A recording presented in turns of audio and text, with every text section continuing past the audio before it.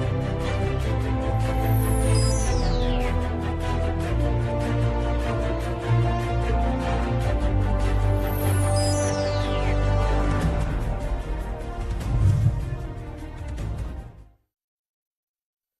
evening, televiewers. You're welcome to this other edition of Prime on my media Prime. We are beginning the week this evening looking at our history, asking the question why we have so many mysteries around our history, and also finding out who is not telling the truth to Cameroonians, because we have so many versions of specific occurrences in our nation and our history. We're going to be looking at this with some fine minds that we have in Cameroon as far as our history is concerned. And like I promised, Professor Julius is in the house with us. He was here some months back. He is the president of the Catholic University Institute of Boya. He was one time DVC in the University of Boya, registrar at the University of Boya, and also was DVC at the University of Bamenda. Professor, we are glad to once again have you with us this evening. Share the stories of our nation. Yeah, thank you very much, and I'm very glad to be here and meet very fine minds like so I'm very, very happy. Okay. Yeah. We also are in the company of Djeukam Tchameni. He is someone who actually has mastery of Cameroon's history because he lived the UPC days in Tico. He actually saw most of the things that happened in Cameroon from the days of former President Amadou Ahidjo to today, President Paul Biya, who also lived some of the instances of what we call the Anglophone crisis. At the time, it was West Cameroon. We are glad to have you with us for the first time on Prime. Thank you, Mr. Leo. I'm glad to be here, and then it's a pleasure to meet Professor Go and then Prince, that very active in the social media. Yes, Prince is also very active on Prime platform. We are also in the company of Prince Joel Mukage. He is a journalist who is also going to be sharing with us what he knows about our history and especially what's happening today. Good evening, Michael. Thank you, Mr. Kum Leonard. Good evening to you. It's indeed an opportunity for me to share the same platform with sound minds like Professor Victor Julius, whom I hold in high esteem, and to my brother, who is here, my elder brother too, and to the entire million televiewers of my Media Prime Television. I think that it's going to be another 2 hours of sharing our own quota so far as knowledge is concerned. I want to send special greetings to those who are watching the Northwest and the Southwest region, most particularly to those of Nsah subdivision. Okay. Prof, we're talking about the mysteries on some aspects of our history. We are not too sure about what is the history of Cameroon, be it of what today is known as, or yesterday was known as the East Cameroon, and what was known as West Cameroon. And even before then, we know that there was a German Cameroon. Why these mysteries, why these nuances, why these differences in interpretation of what happened in the past? Yeah, thank you very much. I think the main reason is the fact that those who claim to be historians, or those who think that they know the history, they fail to base their discussions, their analysis on the facts, on evidence.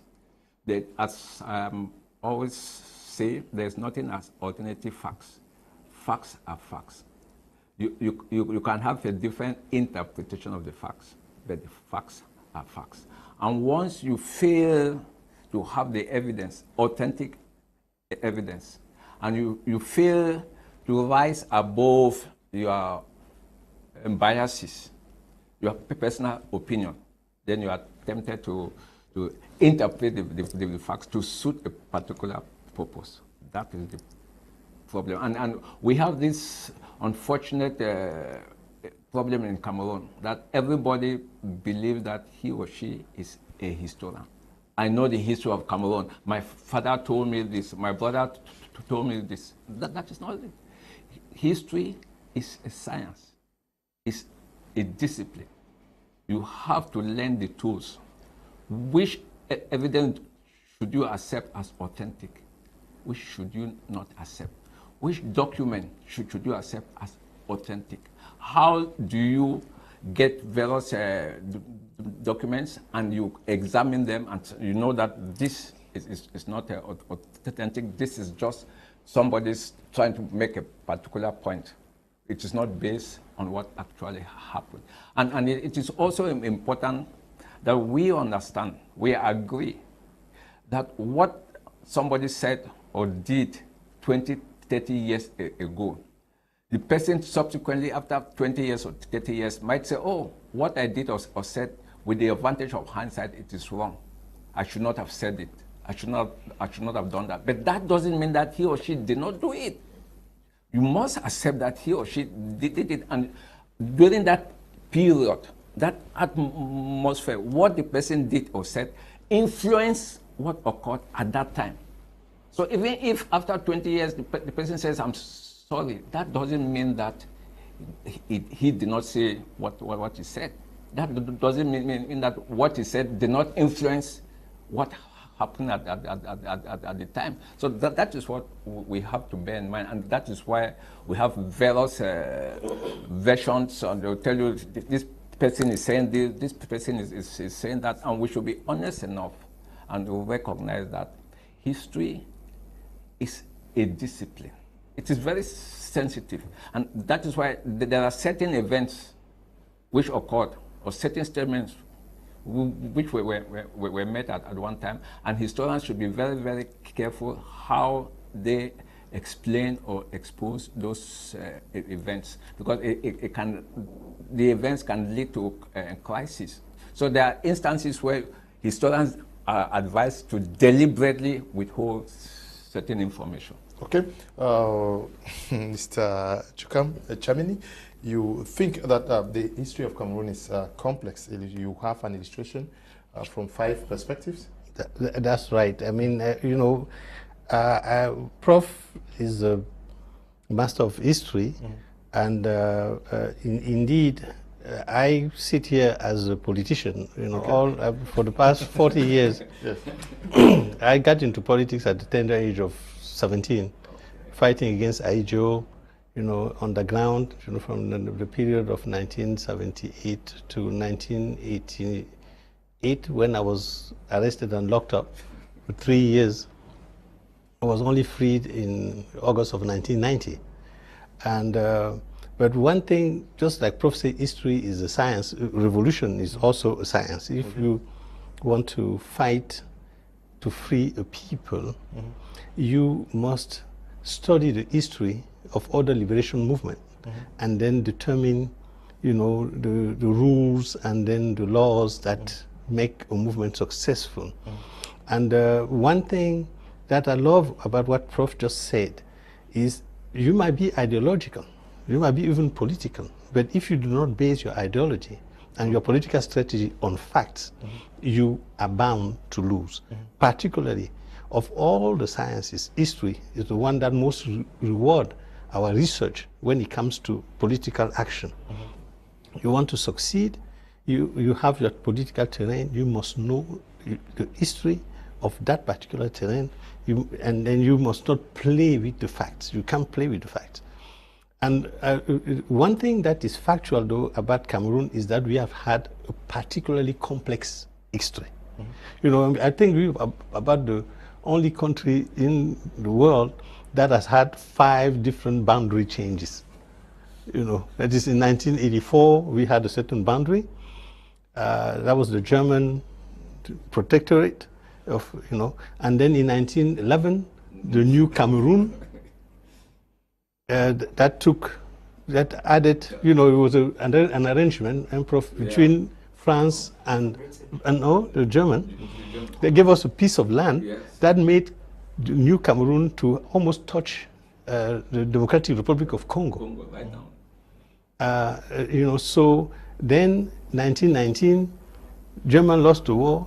France quickly took back those pieces of Cameroon that were spread between Chad, Republic of Central Africa, Congo, and Gabon. Gabon.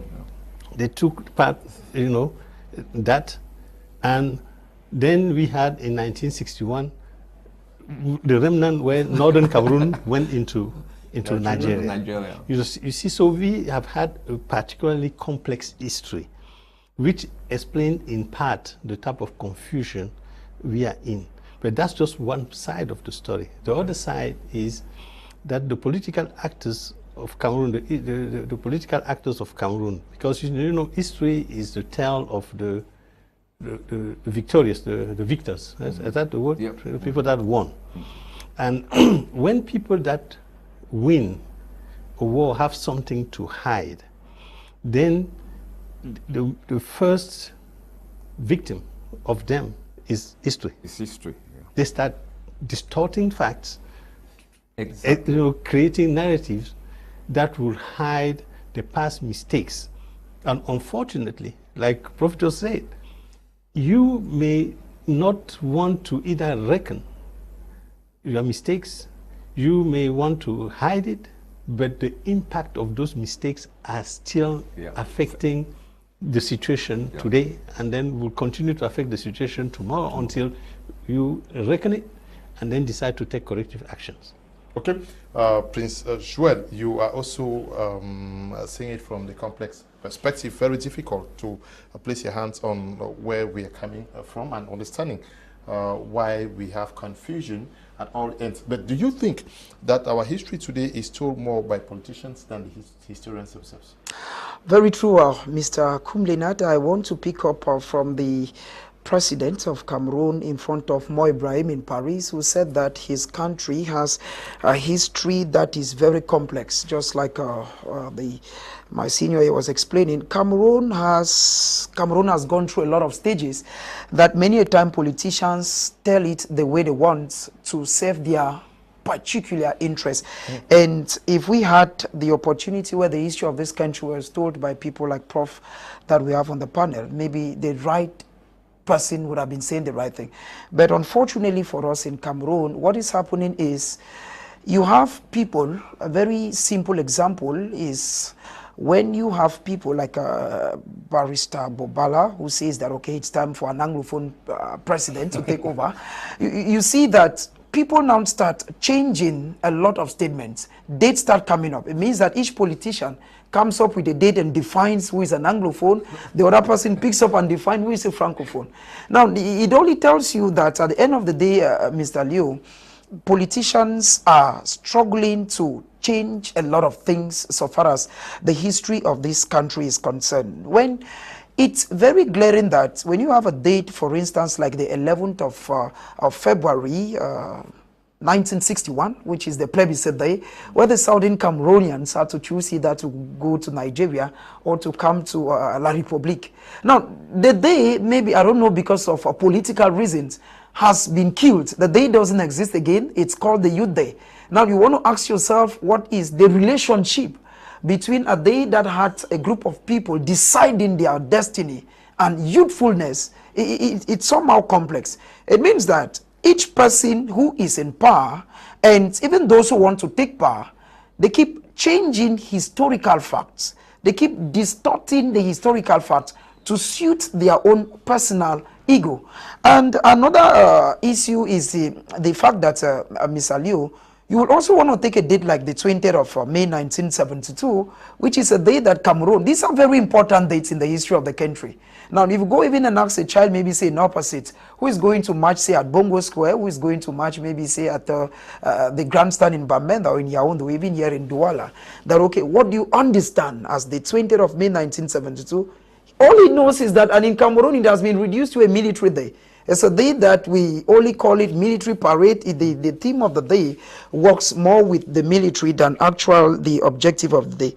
So I feel that, Mr. Leo, politicians are not are distorting the facts of our history, and they are all doing so because at one time, if you want to tell people the real truth what is the historical importance of a particular day. I want to remember that in the days of some of the monarchs in the history, there were certain subjects or certain topics that were considered to be eye-opener to the students. And these topics were scraped off. And that is why the history of today, it would not be good to tell a child, for instance, that you are where you are today, or this day you are celebrating that you think is your day, is a day that your grandparents, Foncha and Ndeli wanted people to go, say, to Nigeria, and Foncha wanted them to go to La Republic. So what do?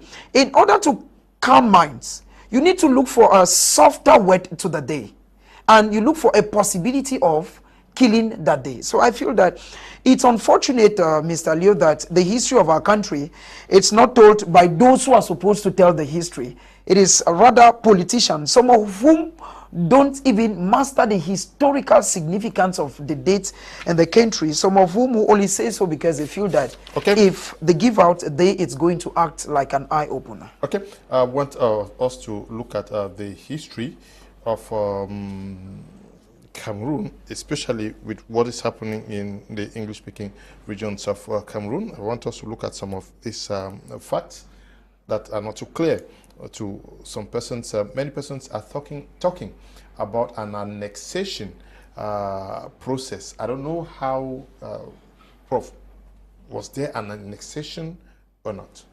Of who? No, some people say Southern Cameroon was annexed by La République du Cameroun. Well, we have to be very, very clear. Okay. When Prince was talking some few seconds ago, he kept on saying La République. Yeah. Once you start saying that, when we are discussing in English and everything, and you say La République, consciously or not, it gives the impression that you have already taken sides. Okay. Yeah. Because you will hear some Anglophones will say the plebiscite questions. Well, do you want to join? Do you want to get independence by joining Nigeria, or do you want to get independence by joining La République? Once you put it that way, you start distorting.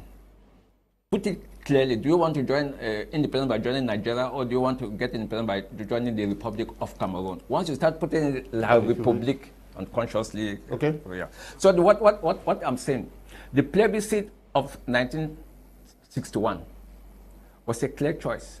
Do you want to get independence by joining the Federation of Nigeria, or do you want to get independence by joining the Republic of Cameroon? And the vast majority of Southern Cameroonians, almost 350,000, voted to achieve independence by joining the Republic of Cameroon. It is important, I've said this several times, this whole idea of saying that independence as a separate state was the most popular. No, let us be honest, I've said it several times. Those who are honest will understand that between 1949 and February 1959, there was no major political party or political pressure group that asked for independence as a separate state. But there were parties that were operating within this territory at the time? Of course, you had the KNC, the KPP, the KNDP, the UPC before it was banned in the territory. Then you had the OK, and then February 1959, you had the Cameroon United Party. So all these parties, except of the KUP, which was created in February 1959, none of these parties genuinely called for independence as a separate state. Even the UN visiting missions, I've said it, 1949, 1952, 1955, 1958, the petitions, complaints, and requests by Southern Cameroonians did not call for independence as a separate state. That should be made very clear. Even when the Fronts and Chiefs in 1956 said we wanted neither fire nor water, which means they wanted neither independent by joining Nigeria or independent by joining the Republic of Cameroon. In due course, they kept on changing what they wanted. And in February 1959, the 2nd and 3rd of February 1959, the NEC of KNDP met and issued their resolution that the Southern Cameroon should join French Cameroon in 1959 before French Cameroon achieved independence. You understand that? That was the KNDP NEC, 2nd to 3rd of February 1959. Southern Cameroons should join French Cameroon before French Cameroon achieved independence. So when you are talking of annexation, you start asking yourself. And this whole concept, you see, it makes me feel bad because we are in this mess in Northwest and Southwest. We are in this mess because of the distortion. You will hear that they will even say the Southern Cameroon was independent before October 1961. They will tell something, and Cameroonians, Anglophones who do not know their story accepted it. Yeah, but some people say it was a quasi state. You see, let's understand. I read a couple of days ago, a write-up by Chief Barrister Charles Taco, saying that there was a state of Southern Cameroon recognized and all that, and he quoted the Montevideo Convention of 1933, in which 4 conditions were given for a territory and people to be recognized as a state. That is permanent population, defined territory, government, and able to conduct foreign policy. And he said Southern Cameroons fulfill all these conditions. And they believed him. I was shocked. From 1954, whatever you want to call it, to October 1961, there was no Southern Cameroon government that had the authority to conduct foreign affairs. None. Let's be frank, none. Okay. Yeah, talking about this annexation, how do we understand it? Is it the fact that the politicians from Southern Cameroon and later West Cameroon, were they tricked? Something went wrong when met in Fumba. And did the British themselves not play frank game in this whole process? Because the Republic of Cameroon was there. Southern Cameroon at the time was administered under Nigeria by the British. Yes, but if the French prepared this territory, and then the British were also expected to prepare this other territory, what went wrong? Well, it is important to understand that some of the political actors of today want to start history where it suits them. Okay. Some people started in 1961, others started in 1919, but they failed to reckon that, first of all, Africa had history before 1884, and that the territory called Cameroon that was carved in Berlin in 1884, 1885, pre-existed Southern Cameroon, Northern Cameroon, and then what is known as East Cameroon or French Cameroon, whatever name you want to call it. Once you extend history to, when you go as far back in the history as you can, then you use proper terms to define things. Annexation could be applied in the case of Russia, maybe. An army comes in and then takes Donbass. And then you can say, okay, they annex it. But in the case of a country that was, well, a territory, let's put it like that, because they were not state on their own at the time in 1884, we had a German protectorate that was about in 1915 or 16 when the Germans lost it, was about 791 square meter of land. That was there, and the UN shared that land among the victors of the war of after 1940 of the First World War. And then, so in 1919, the French and then the British start administering their own territory under a mandate. They were mandated territories. And then the goal of it was, and then it became later on trustership. And the idea was to take that territory to independence, not to make it a colony of either France or Cameroon, of Britain. It's very, very important for people to understand that. That Cameroon, as the territory, has never been a colony neither of France nor of Britain. And in fact, it was not even a proper colony of Germany. It was a protectorate of Germany. It's very important to understand that.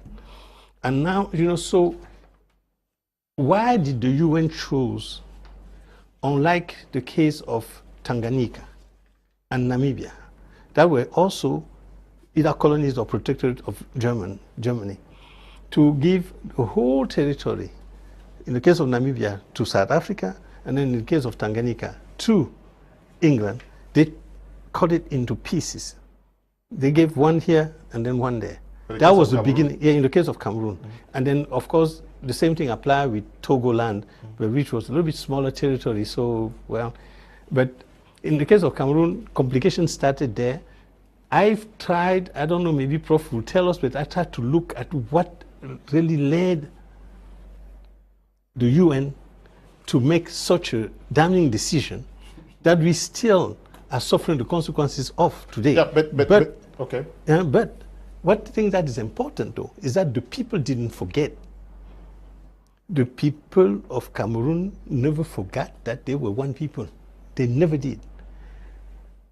Every political party in southern Cameroon had Cameroon names in it. At the time they were administered under the eastern part of Nigeria? Yes, they were under, they were administered by the British with, in the Eastern House of, but yet they call all of them Cameroon, and then sometimes Cameroon with a K. With a K. In 1952, Prof, you should remember Bilé and Nyobe met in Ezeka, and then made that declaration of Ezeka, 1952. And then, which said they wanted immediate reunification. And immediate independence. And then a plan of 5 years leading to total independence as of 52. And Nyobe went to the UN to state that position. So the notion of us having been a people that were divided against his will, and then that wanted to come back, was truly a notion that was vastly popular. The British had to use a lot of tricks in northern Cameroon to be able to get northern Cameroon into Nigeria. Okay. But what did they not do here? Now, what happened, and I even had just recently, based on some of the documents that I found, the British were so disgruntled against the southern Cameroon politicians that they somehow decided to punish them. Okay. They literally abandoned them once they got northern Cameroon. So okay, we got that. We're just going to deliver you totally to France and then turn our back on you. And the British never came back on that policy till today. I was invited at the British High Commission. It's one of the smallest High Commission of Britain in the world. They only have two professional diplomats. The others are military people, that have diplomatic status. 2. And the second to the High Commissioner that had invited me, we spent all day talking about the issue of Cameroon, the difficulty, the situation in Norway, Southwest, with 2 other Cameroonians, both of them university professors. He told us flatly,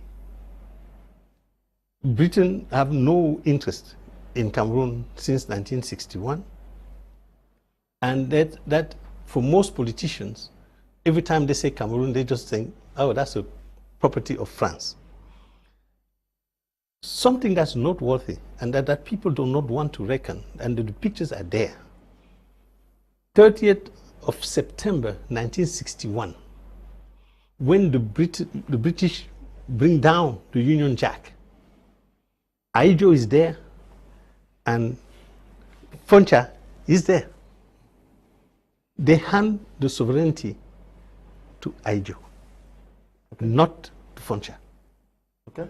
You see, that tells you that this notion of Southern Cameroon was an independent thing or whatever, is just, it doesn't correspond to fact. You understand? That's all. Let me just come in to say one or two. You see, the bottom line is that the British never wanted Southern Cameroon to achieve independence as a separate state, and never wanted Southern Cameroon to achieve independence by uniting with French Cameroon. They wanted Southern Cameroon to achieve independence in association with Nigeria. All their policies were geared towards that. Even the economic financial reports, the Chick financial report of 1954, the Philipson report and the rest, all were tilted to give the impression that Southern Cameroon was not financially viable to survive as a separate state, and that the only viable option was for Southern Cameroon to achieve independence in association with Nigeria. And it came out very clearly when the British Secretary of State for Colonies made it very clear. The best friends of Southern Cameroon believed that the best option for Southern Cameroon was to achieve independence in association with Nigeria. And this, of course, antagonized the British when they realized that the movement for reunification and all whatnot was strong. And surprisingly, again, Foncha failed to understand the complexity of the situation, because in several instances, Foncha decided to meet Ahidjo, whereas Ahidjo had his French advisors with him. Yes. Foncha did not have the British advisors. The British government had sent Sir Philipson as an advisor. But Foncha never used Sir Philipson. And you see, in the diplomatic circle, one point should be made very, very, very clear. You have, for a serious meeting, you have the technical experts, the level of the technician, the expert. Then you have the level of the ministers. You have the level of the government. Then you have the summit. Whereas Mamadou Ahidjo and his team, you had the experts will meet with the Southern Cameroon's expert. And for Southern Cameroon's, all those, be at the technical level, the ministerial level, the government level, the summit level, you had Foncha, Muna, Joa.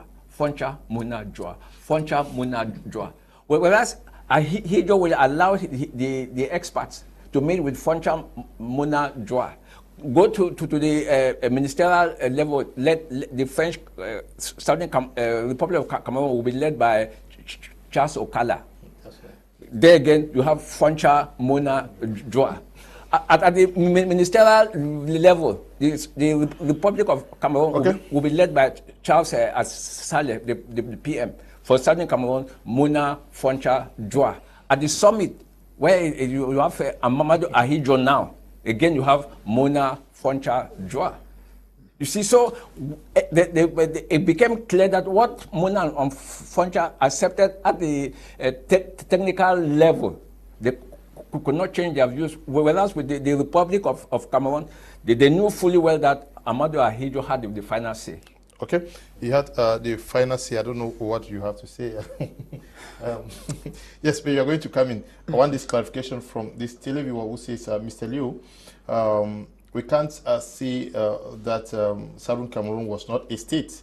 Why then was the Federal Republic of Cameroon flag having 2 stars? The Republic of Cameroon was federating with who for the flag to have 2 stars, and what happened for one of the stars that has disappeared on the flag? Just to understand, that is a simple question. Okay. What are the conditions to be fulfilled as a state? You ask yourself, did Southern Cameroons have a flag? The answer is no. Southern Cameroons used the United Nations flag. There were 2 flags, the flag of UK, the British flag, and the UN flag. There wasn't a flag for Southern Cameroon as such. They used the UN flag and you use the UK flag. So just from the word go, you can answer that question. Okay. And then I would like to say, to televiewers that, well, I don't know whomever stands is it, but my stance is very clear. I am not saying that there is no legitimate and genuine grievances in the northwest and southwest of Cameroon. There are many. Yeah. And they must be addressed. Yes. But I simply don't believe that you address grievances by inventing or reinventing history. That's the best way to fail in any venture that you start.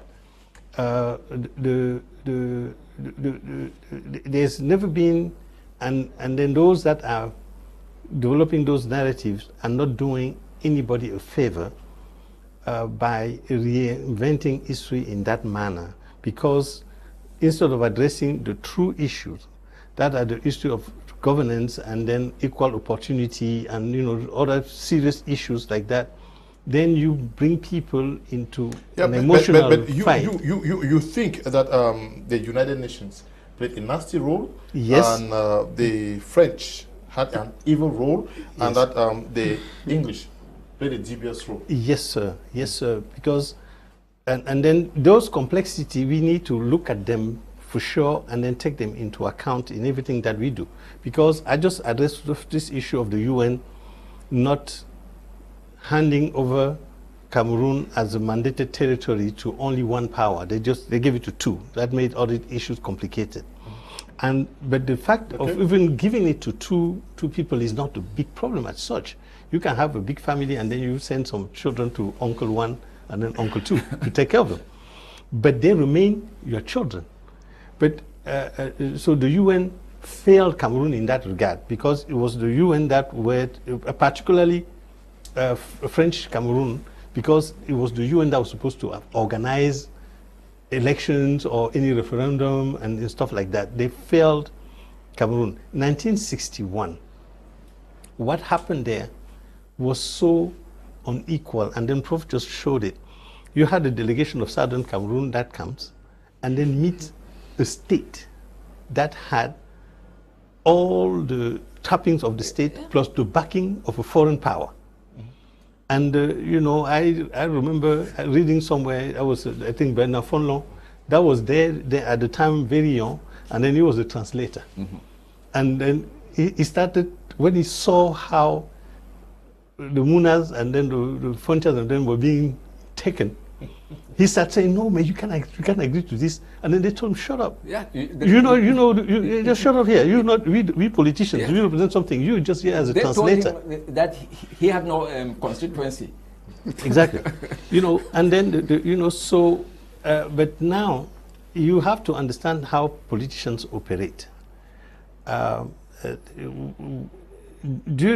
a long time, Foncha and even particularly so Muna, had strong relationship with the French Secret Service, that as the British were trying to get Southern Cameroon to go into independence by joining Nigeria, France was also working out there by trying to get it to come that way. So they start supporting all the movement that were going there. So by the time these politicians got into that room, some of them had already their hands somewhat tied. It's very important. And then when I say that, I'm not saying they were traitors or anything, no. Because, you know, politics works this way. You may have your agenda.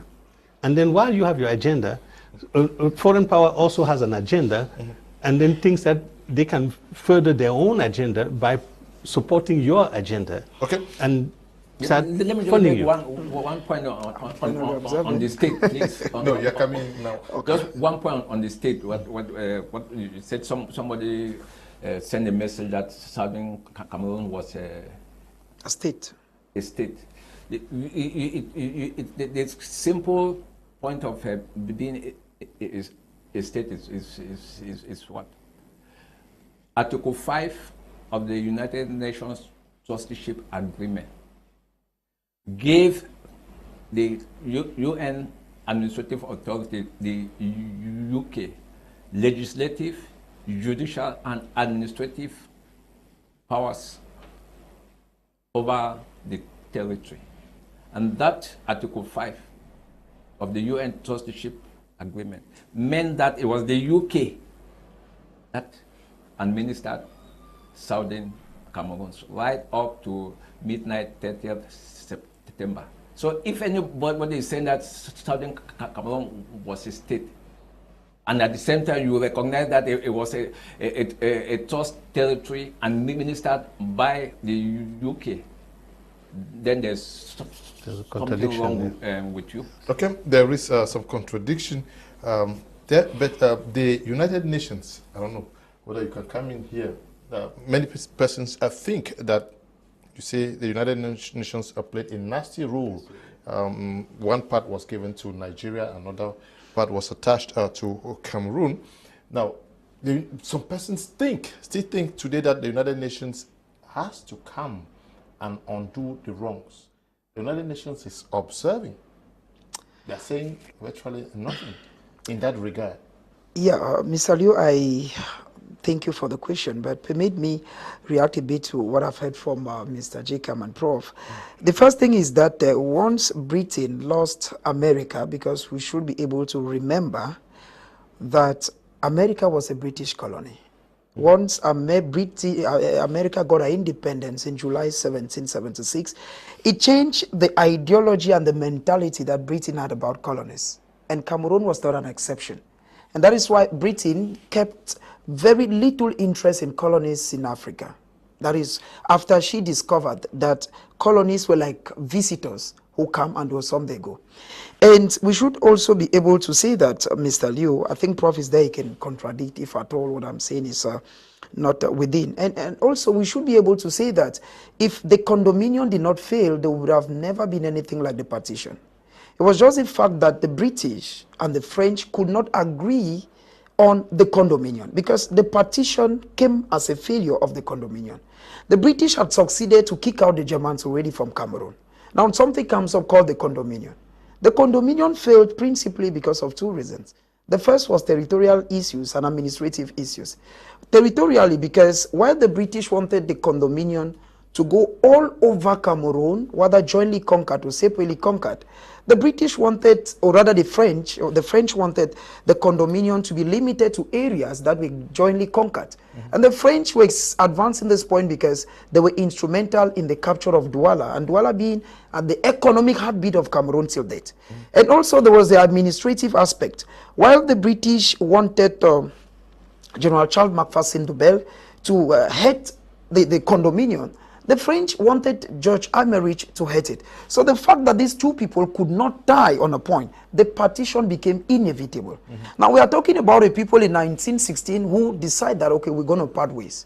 They parted ways. Because when I listen to Prof, it's very true that we could say that there are certain definitions or certain things that a country must have to be called a state.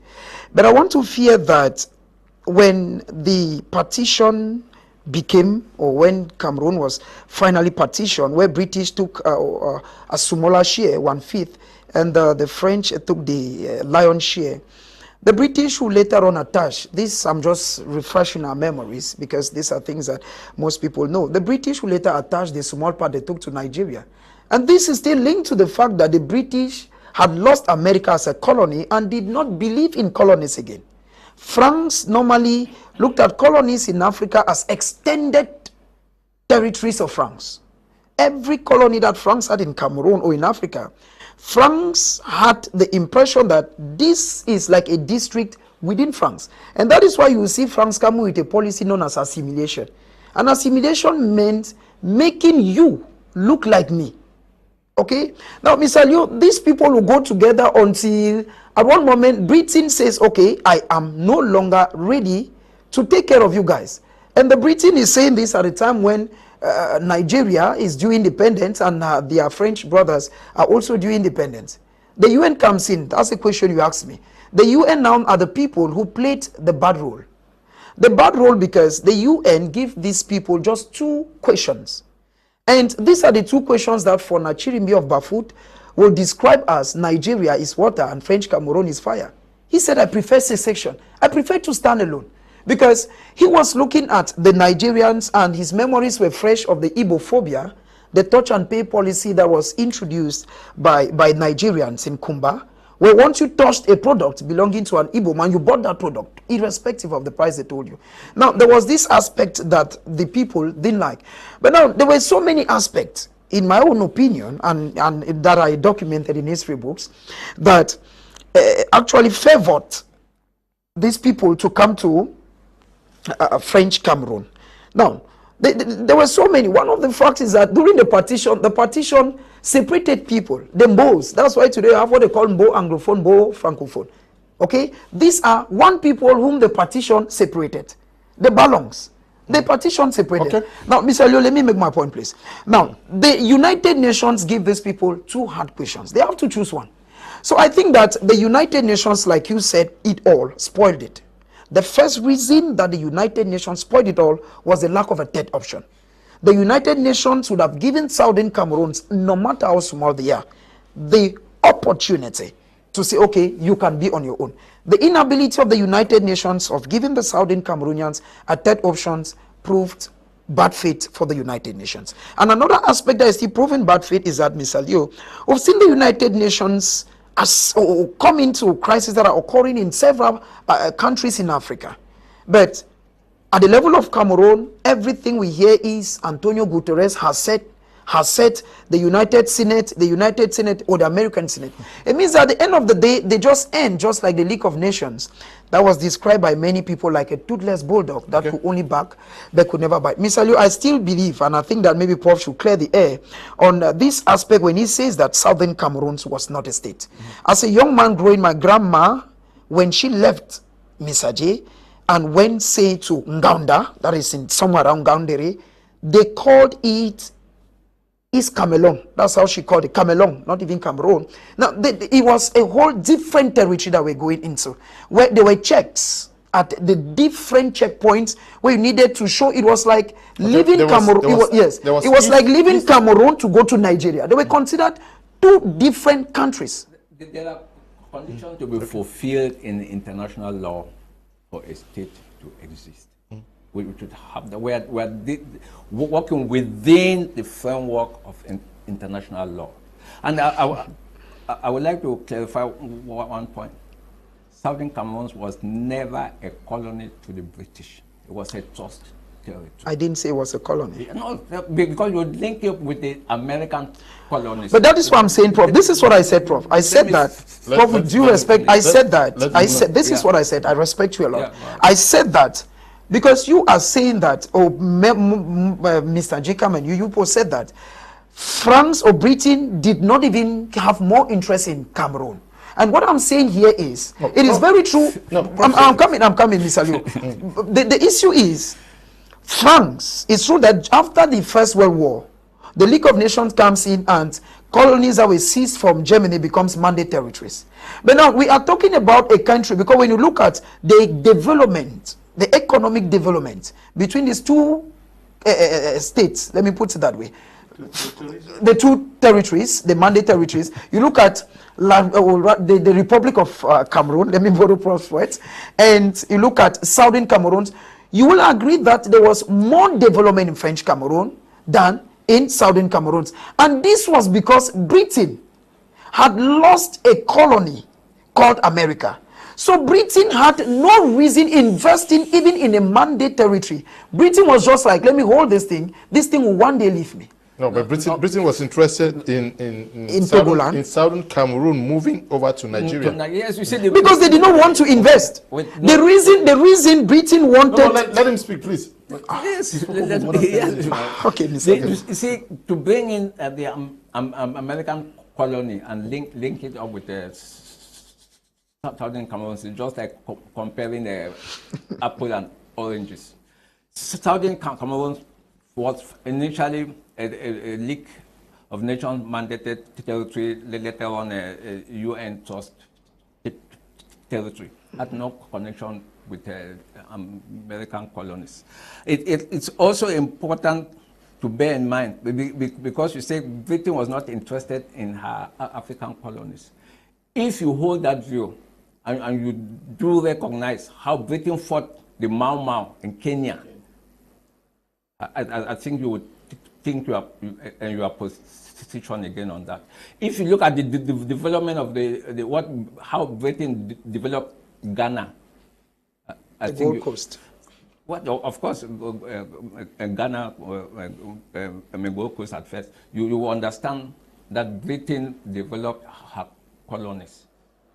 So the point I'm making is this: Britain took the territory of south of British Cameroon for several reasons. One, it wanted to tidy up its Nigerian boundary.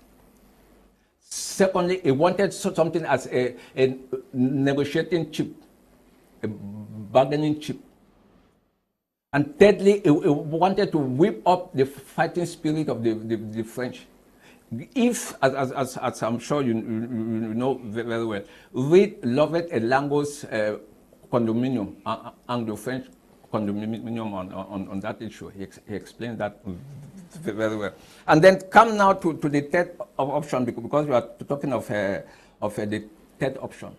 Maybe you have forgotten that during the London Conference of 1957, von Galligard II phoned von Achirimbi and asked von Achirimbi to get all the chiefs and funds to support French's position of reunification. That was 1957. 1957. And if, for instance, the French and chiefs at Chirimbi and the rest, as you have said, when PM Kale founded his party with the straight policy, the straight option of independence as a separate state, if von Chirimbi the second, von Galligard and the others still maintained their position of 1956 that we wanted neither water nor fire, they would have supported PM Kale. And you have to understand that PM Kale was a responsible statesman at the time. And you see, let's go to when the issue of the third option was presented in the UN, September, October 1959, after Foncha and Indeli met in London with the British Secretary of State. They went to the UN and asked for the third option in the most disorganized manner. Godidinka is still alive. He represented the National Union of Cameroon Students, London branch. Abe Mukon represented Cameroon students in Nigeria. They were there at the UN. And what did Didinka say? That at one time the British were prepared to give in, and when Foncha was given the floor, Foncha asked for an extension, that the British should not grant accept independence because Southern Cameroon was not yet ripe for it. Djeukam is still alive. He attended. And then in 1965, June 1965, when Foncha was moving over to Yaoundé permanently as vice president, and Gomjoa was to take over as Prime Minister of West Cameroon. In Foncha's parting speech addressed to West Cameroon, he said the third option was not accepted because it was not on the KNDP platform. The documents are there. It was not on the KNDP platform. And then when at the London conference in November 1960, when they went to London, what did Foncha and his group do? They were asking for a parting gift. A parting gift. So when we are talking, we should base our argument on facts. The facts are there. And I'm so happy because God has given Djeukam a long life. So anybody who wants to argue should contact him. Okay. Should contact him. Silvanus Mutaga, who is a special advisor to Professor Maurice Kamto, National President of the CRM party, is watching us live from Batibo. He says 29 of them are watching the program from Batibo as we speak. And he says, Professor Julius, kudos. He says he's drinking palm wine.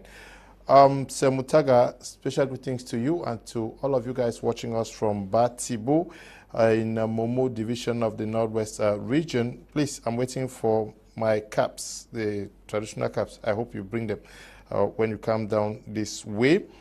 Many persons have written here. Let me take this one from Agbo Gilbert Ebot, who says, Mr. Leo, good evening. Beware of false knowledge. It is more dangerous than ignorance. Prof. Julius is a politician from the Republic of Cameroon origin. His vision of our history as a people of Southern Cameroon is to create division among us. Elements of state. Population. State is a community of persons. 2. Territory is the second essential element of the state. 3. Government. Southern Cameroon had a government. Yes, Southern Cameroon had a government? That's what I've said. Under the canopy of the United Kingdom. Mm-hmm. Article 5 is clear. Article 5, and that is why, for instance, let's get it well. During the October talks between Ahidjo and Foncha, October 10, 11, 12, and 13, the final communique, as well as the joint declaration, said the government of the Republic of Cameroon, the representative of the government of the Republic of Cameroon, that is Amadou Ahidjo, and the representative of the government party in Southern Cameroon, the government party, Southern Cameroon. That was the KNDP. So Foncha was negotiating with Ahidjo not as the Prime Minister of a government, but as the leader of the KNDP. And when the CPNC raised the issue, the Commissioner of Southern Cameroon, Joe O'Field, said no, Foncha was there as the leader of the KNDP. Okay. Now, the question many persons are asking is that we have many historians in Cameroon. Why are they not telling us our history? And I remember I had Professor Ngo here some months back. Many persons wrote to say that you should rebroadcast the program. Yes, many persons said I should rebroadcast, but some persons thought that they were not very comfortable with what he said that day. I have contacted many of them. till yesterday, some of them said they were going to be live on this program. But yesterday evening, most of them gave me excuses why they were not going to be here today. So please, I don't know, this platform, I've always said that if you think that you hold the truth, contact me. I will also have you on this platform to share with our audience. Now, we are talking about, some persons say, you say it's you. Prince, you say that the development this way was very advanced than what was happening in southern Cameroon. But I also know very well that almost every day they say President Amadou Ahidjo dismantled the West Cameroon Bank, and that yes, they crumbled the West Cameroon Bank, they crumbled almost everything. How was the economy in southern Cameroon at the time? Okay. Before I go into your question, I would like to say one thing. It is very difficult to have a complete understanding of what happened in Cameroon or in one part of Cameroon when people choose deliberately to discard either part of the history or the history of part of the territories. You cannot fully understand what has happened in southern Cameroon if you refuse to find out what has happened and what is happening to northern Cameroon, if you refuse also to study the history of Eastern Cameroon or whatever name you want to call it, La République or whatever name you want to call it. Those territories have a common history. And then when I say that the UN played a nasty role, it didn't play a nasty role in one part of Cameroon and then played a good role in another part. It played it all. Yeah. In fact, when you study the history of Cameroon under French domination, you find out that that part of the country was more abandoned by the UN, and which allowed France to kill people from 1955 to 1971, almost in the 15-year war of liberation that took place. And so it kind of, the 400,000 dead, kind of pales out onto the lack of third options. You understand? I'm not saying everything is important. You can't say that one sickness is more or less than the other, but clearly it is important to study the whole history. And then I really urge Cameroonians to take the time not to have, you see, you cannot divide Cameroon before you have actually divided it. It is still one thing that's so imbricated from cultural, historical point of view. Now, the second thing is this notion of somebody was better than the other. I don't buy that. I think that when you're not free, you're in bad shape. But having said that, it is clear that this notion has been galvauded for a long time. Even was a justification for the Butch 1972 referendum. It was like, southern Cameroons cannot continue to fund a state. Therefore, it's best that we just dismantle. So southern Cameroons are the state? No, the West Cameroon, I mean. West Cameroon, yes. I'm sorry? It was a state, because I thought Prof said there was nothing like a state within. No, but we have 10. No. He said no. You don't confuse two periods. Southern Cameroon was not a state, but West Cameroon was a state within a federation. Yes. So that's the difference. Please don't misquote me. You cannot be a state if you're not independent. So that's. But now, so Southern Cameroon was a territory. West Cameroon was a state like what we have, like what we have in East Cameroon was a state. Yes. West Cameroon was a state. Yes. At the time. Yes. Hello? Yes. East Cameroon was a state from October 1st, October 1961. Like what we have in Nigeria, where we have states. Yes. State. And then there's a federal government. There's a federal government. Yes. That started in 1961. But before then, because the thing is, you need to study. At the time of, please, I really want us to understand something. Yes. Now, At the time, there was West Cameroon and East Cameroon. There was a federal government. Yes. There was a federal government. Yes.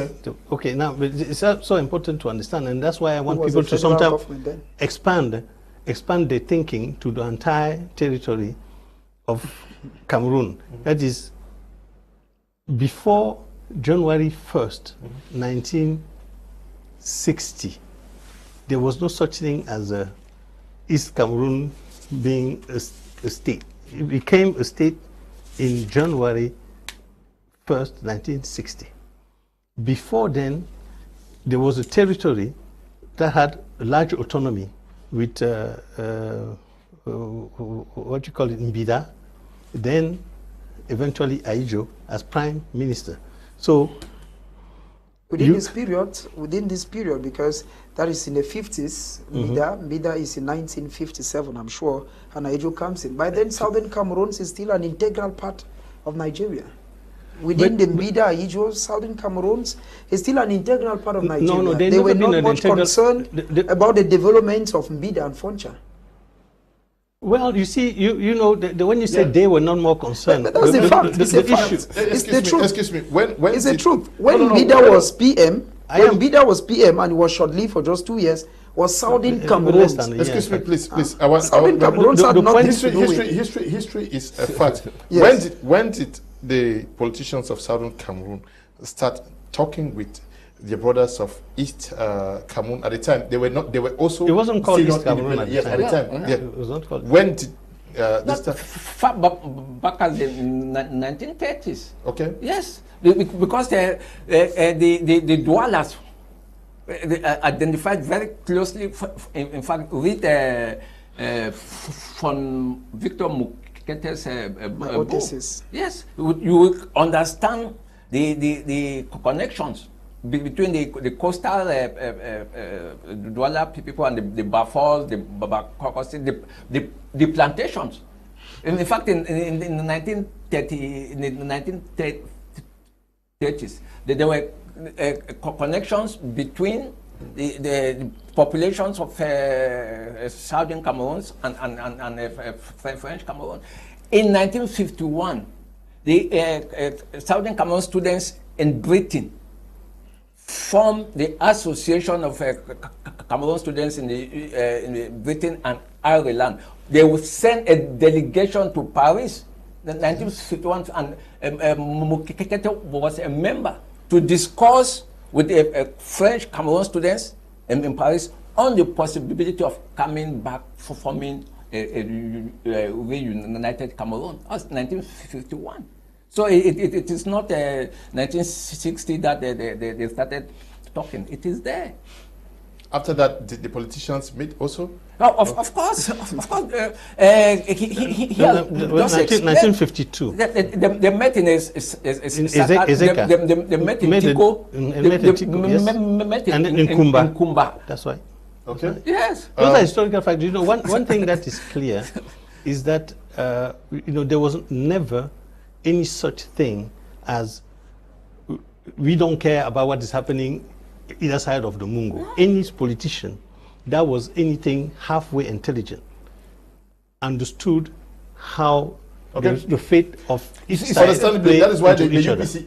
That's why the UPC guys ran. There was never a separation. In October 1956, the KNDP wrote to support Frizo, asking for financial assistance. 1956. In 1956, October 1956.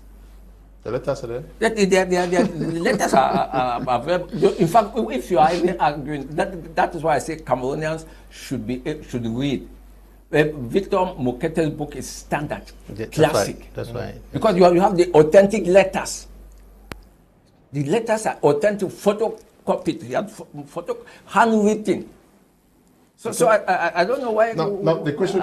I really wanted us today to look at some issues. I started with annexation. And I want us to talk about the economy of Southern Cameroon at the time, West Cameroon later on, and I don't know, East Cameroon. That's right. Yeah. The West Cameroon Bank, why was it dismantled? That is a very important point. because at the All Anglophone Conference 1 in Boya, 1993, the Cameroon Bank was one of those institutions that the Anglophones picked out and said it was mismanaged and liquidated by the Francophones. Let me put it that way. Whereas, by the time the Cameroon Bank moved to Yaoundé, it was a living corpse. It was a living corpse. As early as 1966, because Edgard took over in 1965, the Cameroon Bank was unable to pay civil servants' salaries. And Edgard wrote several times to Ahijo, asking for financial support to prop up Cameroon Bank. It got to an extent, you see, there are certain things I feel a bit, as a historian, I'm called upon to have some reserve for, in order not to stir up. Whip up negative sentiments. Yeah. But the Cameroon Bank, as early as 1963, you see, Poncha took a loan from the Cameroon Bank, 75 million francs. 75 million francs in those days, if you have to bear in mind that a brand new Renault 4 was about 600,000 francs. 600,000 francs. Now this is about 14 million francs. So 75 million francs was a huge sum of money. Got the loan from Cameroon Bank, and that was what was used to set up Nanga Company. People should get that clear.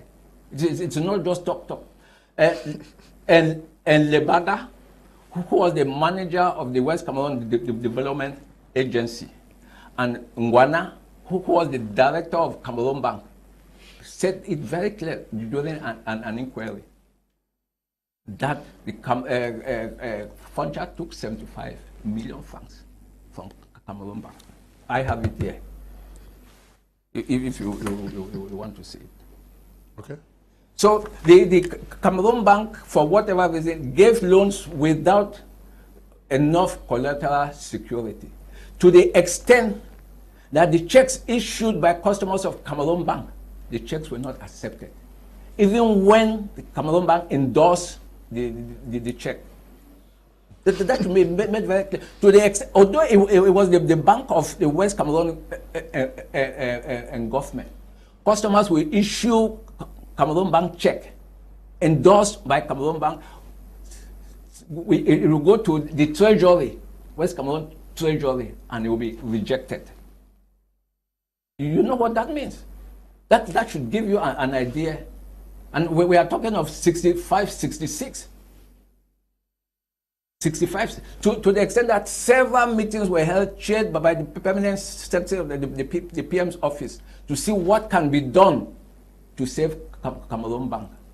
January 1966. This is it. January 1966. Prof, you need to photocopy some of this and share with us so that we can read. January 1966. This is it. And there were instances where those who took loans played a trick and could not pay. A businessman in Victoria took a loan of 24 million francs. And when the lawyer of Cameroon Bank decided to take the matter to court, the lawyer was advised that that person is very cunning. He has put the houses that he gave her shorty in the name of his family members, and the government, the bank could no longer seize the buildings. It is here. It is here. The case of a company in Bali took a loan from Cameroon Bank. The company was shorted by from Edgard II. And when the company defaulted, and the lawyer of the bank decided... Prof, you have facts? Of course. I have them here. Okay. Let people not go and sue me that. No, I have them here because tomorrow they will say Professor Ngo is from the Republic of Cameroon. He does it, for instance. Okay. Mr. Leo, I would like to say... I wrote to you on the subject reference letter. Oops. It's lengthy. You may maybe not read it all now. Okay. Yes. Mr. Leo, it's I would like to say Mm-hmm. something. You know, there is a faulty narrative that we need to debunk, because in my view, it does not help us solve the problem that we face as a nation. Mm-hmm. The notion that there was a golden age at one point, Yes. and that somehow things got bad on one side of Cameroon, didn't get bad on the other side. It is my view, and history bears it, that an oligarchy was formed in 1961. Okay. A thieving oligarchy made of factions of all the region of Cameroon. And they have mismanaged this country for the past 61 years together. And today, one faction of the oligarchy wants to present itself like, I wasn't responsible, like they were a victim. The Anglophone elite and the Francophone elite got together in 1961 and then set up an oligarchy that is characterized by bad governance on both sides of the country. Cameroon Bank died, but how many banks died on this side, on the French-speaking side? Almost the same. Companies, people are acting like companies just died out in one side of Cameroon, didn't die on the other side. Mismanagement was everywhere. And the country was managed by all people. Look, people don't know this. Foncha almost got killed in Bafang. Why? Because Foncha got help from UPC to win, and then turn and then start working with the arch enemy of UPC. And Okay, I get it. And then, you know, so that's why he was nearly assassinated in Bafang by UPC activists. All I'm saying is this, is that we have to look at our, you can do secession in your head, or you can have it as a political aim. But the history of Cameroon was one history. It was not, there was never a war in the history of Cameroon, because you cannot even cut Cameroon. Because at the boundaries, everywhere, you have the same people on both sides. I'll take time to read this. This says, notes on decisions, on suggestions taken at a meeting to examine and suggest means to resuscitate the Cameroon Bank, held in the chambers of the Executive Council on the 26th of January 1966. Okay, but who managed this bank? Was it managed by persons that were appointed from Yaoundé? No. In fact, the manager was Mr. Ngwana, and the board of directors were all. John Nembango was the secretary. So, unfortunately, when you want to say this thing, they will turn around and say you are not one of us. So you are no. History is history. I say it, and just to get to what my brother there said. There was this whole misconception of the golden age.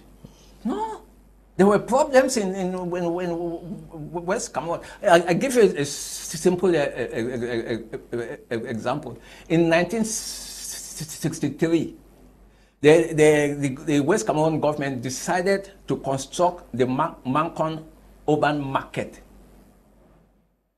and companies, indigenous West Cameroon companies, applied. The contract was eventually given to Nanga company for 200 million francs. Another company, Telco Cameroon Limited, that had proposed 135 million francs, and the company had evidence of good job, of having done good job, and said it could build the market for 135 million francs. But the contract was given to Nanga for 200 million francs. A couple of days after, Mr. Daniel Nanga bought 10 brand new vehicles and gave to the KNDP for campaigns. The facts are there, Prof. Is it? Yeah. Is it? Let me because you see, when we want to talk and they call us some funny this thing, it is sad. I'll look at it and give it. Okay, I'll need these documents. There are some persons who are already writing to me that they want to see them. So I don't know. Tomorrow I may scan them and share. And share. That's right. Somebody says. Let me take some messages. No, the point is when we you see, history is history. We should not get sentimental or emotional. The tendency is for us to try to protect our uncles, our fathers, or those from our elders. No, it doesn't help us. You don't solve a problem by refusing that the problem exists. Right. Any person who refuses to know his history, then that person is not serious. And then Okay. I would like to add just one thing very quickly. Go ahead. Yes, sir. Okay. Okay. No, I just wanted to introduce a little bit of tool of analysis in social phenomenon that I see sometimes is lacking when people are talking, in Cameroon in general. It doesn't have to do with one part or the other. It's what I call class analysis. That is, no society is actually homogeneous as one may think. You may have big terms like francophone or anglophone or Beti or Bamileke, but in reality, when you study a little bit further, you find out that you have elements that are more crucial that allow you to analyze the society, which is a class. And then the social class is a group of people that within a particular context of production or reproduction of life occupy the same position and have the same interest. And those interests are generally cross-ethnic and then cross-linguistic. So we are suffering in the hands of an oligarchy that is bilingual and then multi-ethnic. And then as long as people refuse to face that reality, then they will fall prey to all sorts of narrative, that of which, if we had a Bamileke president, then the life of Bamileke people will get better. And then I tell them, look, Biya has been president for 40 years. If you want to see poverty, go to the south. Okay. Aijo, president for 25 years. If you want to see poverty, go to the north. I do not buy this notion that if a president is Anglophone, then the whole self, actually, we just need to have a good president for all Cameroonians. We need a Cameroonian president that has in his heart the interest of the entire country. Okay. Yes, you've been silent for so long. Yes, social ethics would say that when an elder is talking, you listen. That is why it would have been disrespectful to interrupt people like Prof. Ngo and Mr. Djeukam. I think that, Mr. Liu, when I listen to Prof. and Mr. Djeukam, the take-home message is, I think in everything they've said is to dismiss the notion Southern Cameroons. That is, like, say, what maybe people who are today in the Northwest and the Southwest, who are fighting for the terminology they've given, call it independence or whatever. I think listening to Prof, the headline message is it doesn't exist. And Prof too has also carefully in all his outings avoided the terminology francophone. That is one of the major headaches and problems which I also have. I think that Mr. Liu, Foncha, we should be able to say that Foncha won in Fumba, was more interested in the position Aijo had proposed to him as vice president of the Federal Republic of Cameroon. Now, Foncha, knowing that if Southern Cameroons comes to join the French Cameroon, he will be vice president. So he was more interested in his position than the fate of the people. But I think that, Ms. Aliu, it is going to take time for someone to actually convince me that the two stars that were on the flag did not symbolize two persons with two different ideologies, two different cultures, and two different linguistic backgrounds. Yes, so we should be able, and I think that we should be able to admit that we had a group of people who left from a policy that was known as indirect rule to come join brothers who had another policy that was completely different from theirs. And that is why at one time there were articles, I think that one of the articles of Fumban, which should be Article 47, if my memory is sound, said that the form of the state should not be touched. It means already that when President Ahidjo moved from federal republic to the unitary state, it was already a violation of Article 47. I'm happy Prof is laughing, and I'm very sure that he's going to say something in that light. And also, Ms. Aliu, we should be able to also say that we are talking about a group of people who felt that they were coming in good faith to meet their own brothers. Because one of the problems we have today, when I listen to Mr. Djeukam speak, the impression, because here he says it's not about Bamileke being president, we have this conception which I've always had an issue with. Many persons reduce Southern Cameroons, which later matured to West Cameroon, to a tribe. It is a monumental error. When I hear people saying, if Anglophones are fighting for, then Bamileke too can fight for, then the Nordists too can fight for, I start asking myself where the Bamilekes were when Southern Cameroons were voting on the 11th of February 1961. Did they vote? Those are statements made by people who don't know histories. No, Prof. Because everybody, any responsible person knows that Anglophone is not a tribe. Thank you immensely. I'm happy. I'm happy you're adding your voice to that.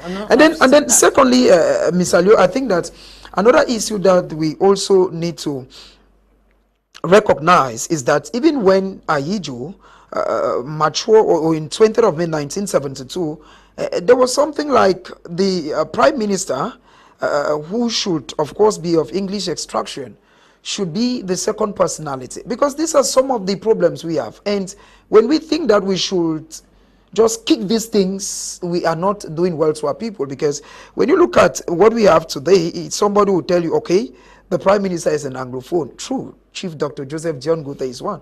But you want to agree with me that the President of the Senate, Kavayege Jibril, has a more portfolio compared to the Prime Minister. Okay. You also want to agree with me that the President of the Senate is considered more powerful in terms of protocol more than the Prime Minister. So my issue is that, Ms. Aliu. Yes. My issue is... You are raising an issue I wanted us to learn. Okay. Yes. Yeah. Now, my issue is, Ms. Aliu, we should be able to accept certain facts. Let us be able to say that in 1884, I don't know whether you call it annexation or what, Germany, under Johannes Voss and Edward Schmidt, had a kind of contract with Aqua and Bell. And something led, they signed something, that was on the 12th of July, 1884. We should also be able to admit that Germany continued until 1914 when the First War broke out. Because by then, the French Cameroon and the Southern Cameroons had the Cameroon, like you called with a K. Because this is a genesis, Ms. Aliu. Now, in 1914, there is a war. The war, like I said, and the failure of the condominium led to the partition. When this partition came up, two people came up with two different cultures.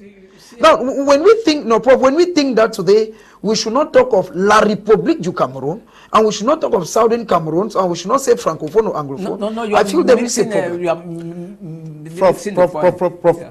Before you answer him, please, what was the currency that was used by West Cameroon? It was the British pound sterling, and it was replaced in April 1962. With the francs. 1962. Yeah. So by France CFA. By France, it's France yeah. CFA. So and I want to At this time, French Cameroon is using the francs. Because when they were using the pound sterling, the French were using the franc CFA. French Cameroon, but the British, that's why I was saying that, Mr. Leo, we should be able not to tell certain things that are not good. It's very true that at times, like Prof said, there are certain things you may say and stir up. The Southern Cameroons are using pound sterling within this period. I don't know why the word Prof is not too comfortable. The Republic is using francs. You are missing the point. When you say Southern Cameroons and La République, it gives them... on the 1st of January, 1960, French Cameroon gained independence as La République du Cameroun. Is that? Wait.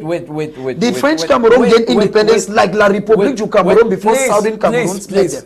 No, Prof, I want to learn. Let me answer. My question is this, Prof. Prof, let me ask my question. My question is, I've understood the question. Southern Cameroon was still an integral part of Nigeria when under the Aïdjo's government. Because French Cameroon gained independence with Aïdjo as La République du Cameroun. Let me answer. I've understood. So Southern Cameroons were coming to meet La République du Cameroun that had independence. Let me answer it.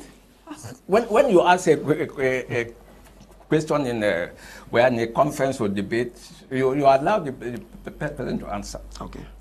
Go to all the documents at the UN or even in the archives when they are in English. It is, do you want to achieve independence by joining the Republic of Cameroon? All the documents are in English, they have it that way. If the documents are in French, they have everything in French. I don't know if you that is the history. When you say historical analysis, once you have all the documents, go to the UN or everything. If the documents are in English, they're called the Republic of Cameroon. Yes, if they're in French, if they are called La Republic. Everything, be it in Southern Cameroon or whatever it is in French. But I know that French Cameroon gained independence as La République du Cameroun. Is it correct, Prof? You say that is where I'm talking about. It's a question because you say when we go to the documents as what? As La République du Cameroun. In French. But in English. In English, what do you call it? The problem. If you were the to Republic say, of Cameroon. Yes, it's a subtle. A British reporter reporting on the case in English will say the Republic of Cameroon. Cameroon, right? That is the problem which some people should understand. Let me just say something very quickly, Mr. Leo. I do not want anybody, I don't want a prince here to say that I, in any manner, attempting to dismiss issues or any difficulty or problems. Marginalization of Anglophones or anything like that. No. That is where I wanted to those are factual elements. Yes. But it's serious problems. And then the difficulty is that when you hold a certain narrative, you are less likely to solve that problem than when you hold another one. I said here earlier that we are facing an oligarchy made of people from all regions of Cameroon. And if you have a narrative in which you immediately find excuses for some there are no thieves, excuses, Mr. Djeukam. and then let me just finish. So, when you have excuses for some thieves, and then you just point out to the other one, hey, these people are thieves. Yes, they are all thieves. And then Prof just showed how mismanaged that bank, Cameroon Bank, was, and then I can show you how Crédit Agricole was mismanaged here, and how I can give you a long list of dead companies that were mismanaged by the Francophone elite. Now, let me tell you this again. When I met let's talk about 1972. The 1972 thing is being presented by people that want to build a false narrative, like it is some Francophone that sat somewhere and tricked the brothers into getting out of the Federation. The Anglophone elite participated. Wait a minute, you were not there. I was there. I was born. History says it. Wait. History puts you were not present. She says what? Let me tell you. I was present, and then I can testify for what I saw, not what I read in some ideological statement. 1972, most of the Anglophone elite participated actively in the dismantlement of the federation. Structure, yes, yes. I was there. I tell you, I have part of my family that under lives which in, role were they playing when Cameroon had when they had a single political party? Under which umbrella were they playing? Hold on one second. Yes. Hold on one second. I was in Chico. Did they vote? Under which political platform? When there was just a CNU? Wait. In 1972, when we have just a CNU, no, it was how were their views aired? Wait, hold on one second. It was a referendum. It has nothing to do with party. It was a referendum. You know, so where you have two questions and then you can say yes or no. Now, the thing is, you know, you see, you cannot win a fight if you don't have the facts. Just you know, so the fact, I cannot accept that. Yeah, you cannot accept the fact, but it remains the fact. That is that Ayijo had been planning for it. In those days, why did the KNZP and other political parties? You can come in now, Prince. You had three actors. Yes. You had France, you had Ayijo and the Francophone elite, if you want, and then you had the Anglophone elite. They each played a role into this thing. France, indeed, wanted from day one to dismantle federation. That's clear. Since For them, 1961? since 1961, yes. when they walked in there, it was Very to true. assimilate. France don't know nothing but assimilation. So that was France's agenda. Ayijo had his totalitarian agenda. He wanted to be the whole powerful president with no contradiction. And you also have, and you need to understand that, young men, because if you don't, they will fool you another time.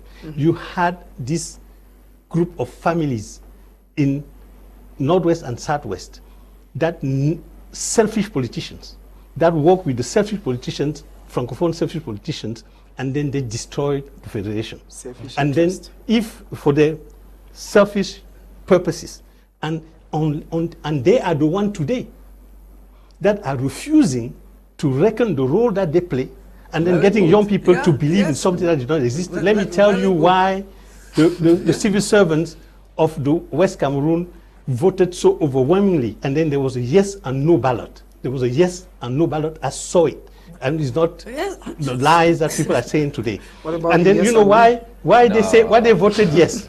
And then, you know, we have a document. I think Prof is the one that wrote that book, where he saw pictures of Foncha and all of them Munago and campaigning for the yes.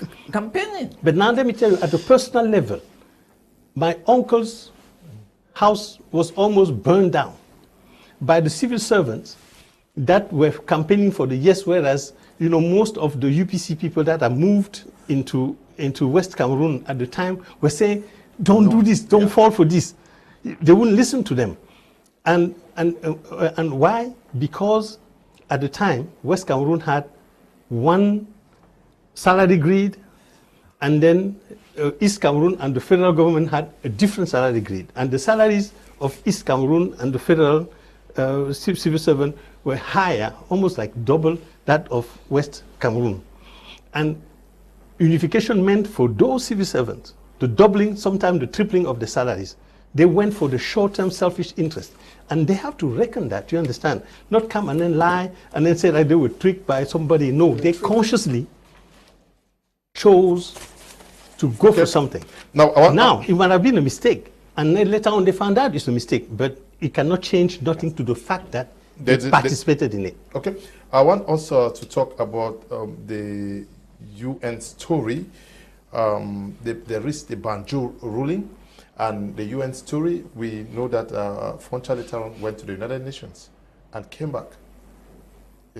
Did you talk with them as a historian? Have you written an account on what happened over there? You see, why did they even go back there? Let me clarify one point. I never said the two stars they not represent two states. Okay. I never said that. So those watching us should understand that. The two stars represented two states. Two states, for sure. West Cameroon, state of West East Cameroon. East Cameroon. Thank you. East Cameroon. Okay. Now, coming back to your question. Foncha, Mona, Elat, and a couple of others went to the UN in 1995. And before leaving Cameroon, they stopped in Kumba and talked to Chief Victor A. Mukage to accompany them, because Victor Mukage was a frontline fighter for reunification, and he told them that he fought for reunification and he stood for it at that time. That there are problems, yes, but the problem will not be solved by independence of Northwest and South. So when they went to the UN and said all what they said, they wanted independence and all whatnot. Unfortunately, they came back and deceived the Anglophones. At that time, they came with a flag, a UN flag, large UN flag at the Mongo Bridge. And they said the Trusteeship Council has accepted to reopen the decolonization file. Yeah, that way. Whereas the Trusteeship Council had suspended its activity, had stopped functioning in November 1994. We are talking of June, July 1995. So which Trusteeship Council were they referring to? When November 1994, the Trusteeship Council had suspended its activities, had folded up. So we should be clear. There's this other problem, saying that the Articles 4 and 5, point 4 and 5 of UN Resolution 1608, subsection 15 of 21st April 1961 was not implemented because there wasn't any tripartite conference to implement Article 5. Yeah, that's what it is. Whereas Article 5 of UN Resolution 1608 is very clear.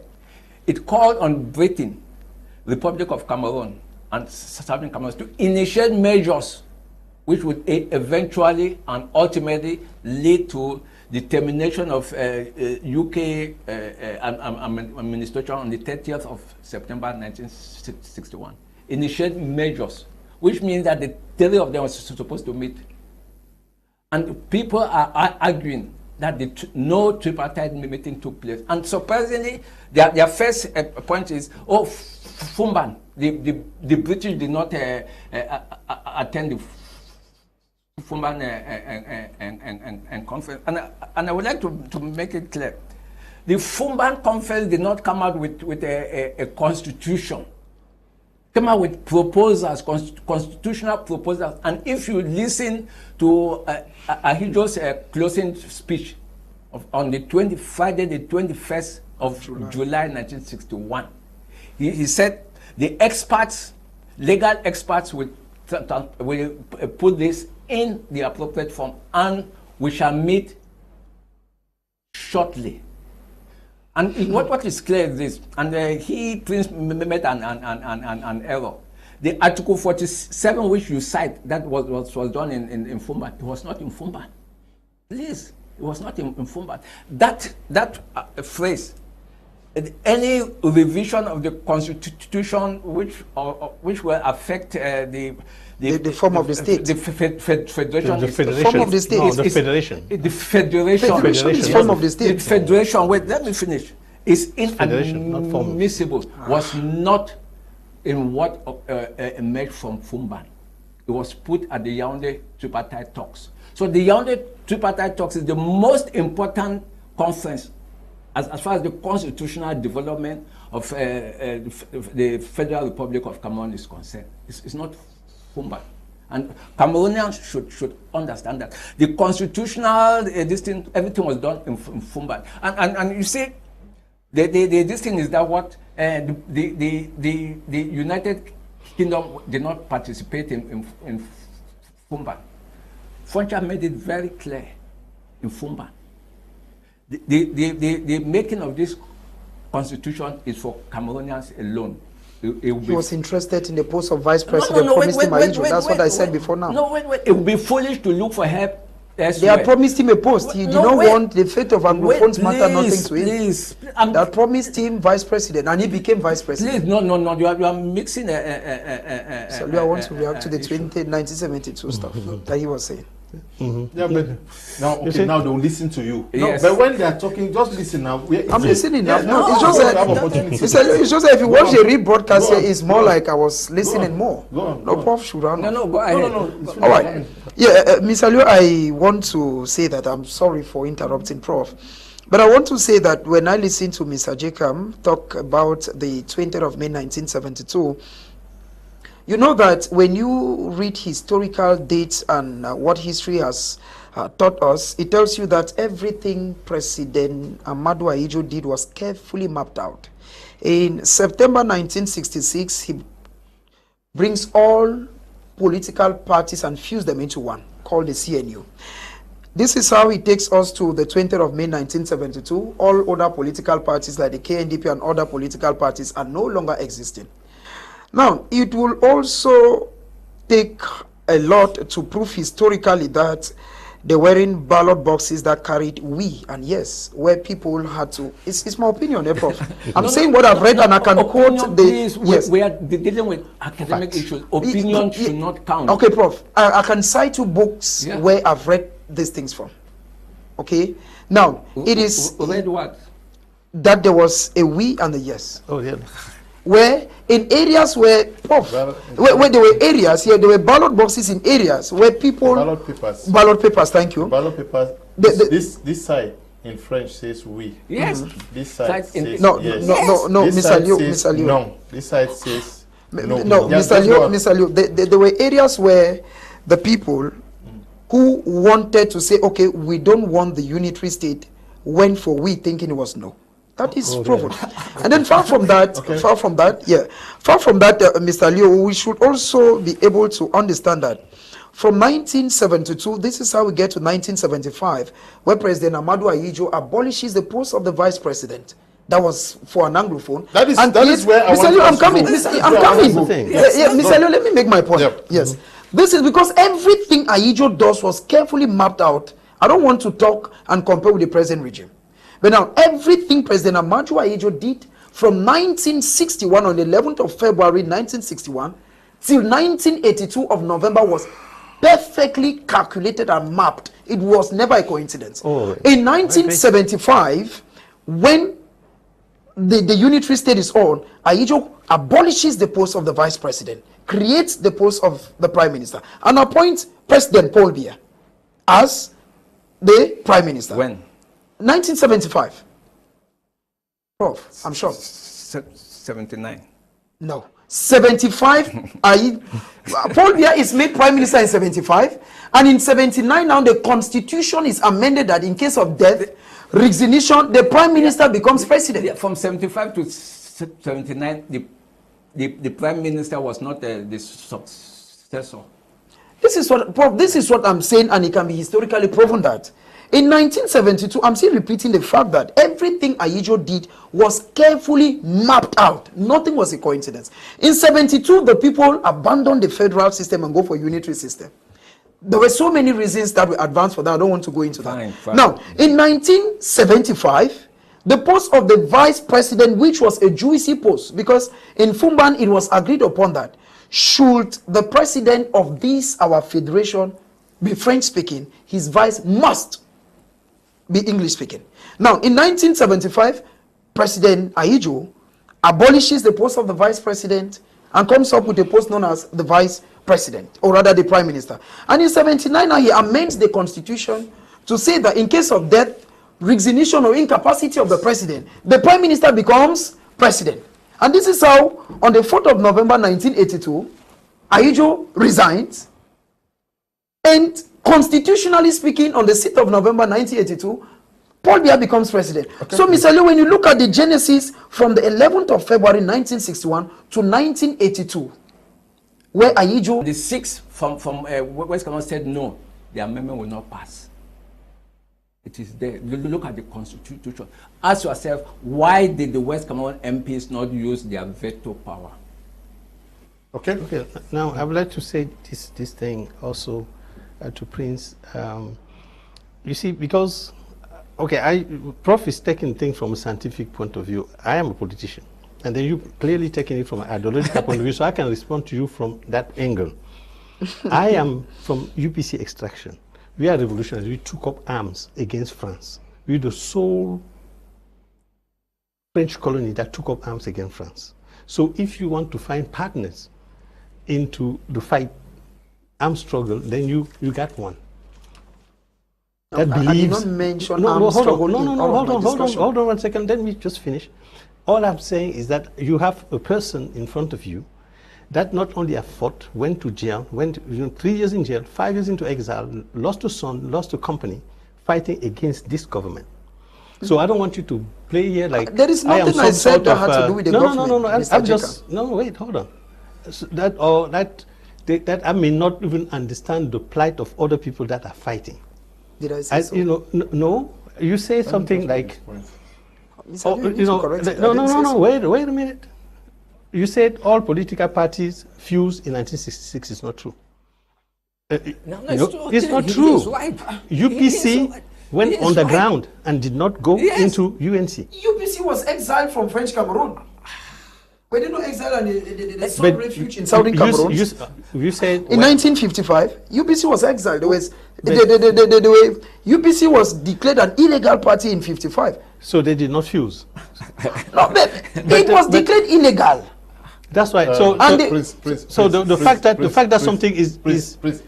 The fact that something is. Excuse me, there are things that you were saying which he did not agree with.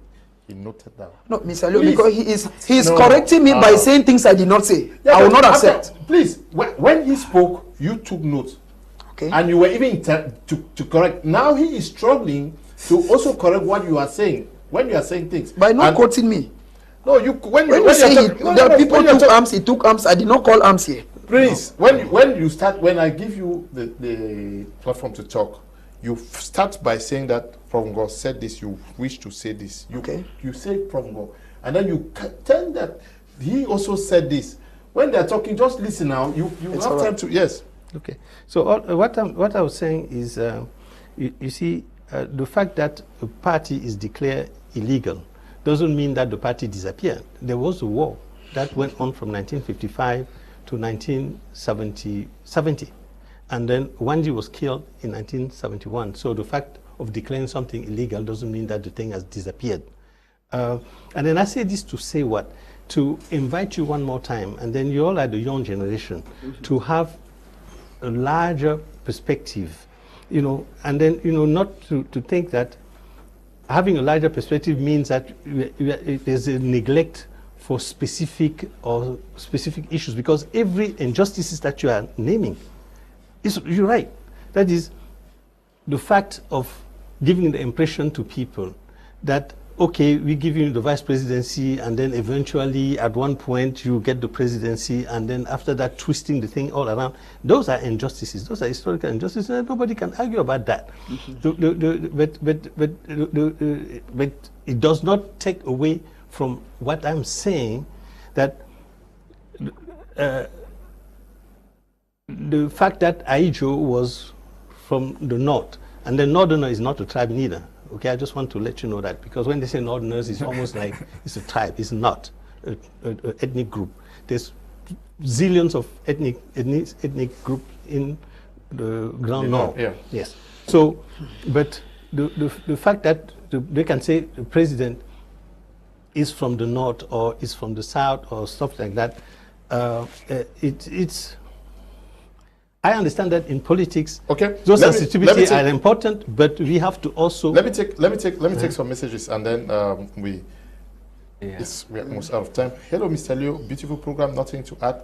Just learning from these great moving encyclopedias. Please plead with them to organize more conferences and symposia so that they can pass this information to the next generation, since our schools now simply teach question and answer in history. Please tell Prince, okay, to discuss to be less emotional and talk history as he is also great, but his Anglophone emotions are almost derailing him.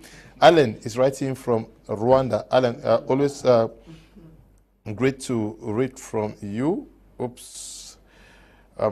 Okwabi says, Mr. Liu, I'm really enjoying the program. I want to add that the Republic's flag of green, red, yellow was adopted by, but had to be adjusted with 2 stars to represent the 2 states of Cameroon. Secondly, if we talk of United Republic of Cameroon, it means one part did not come in as second-class section because it was not a state.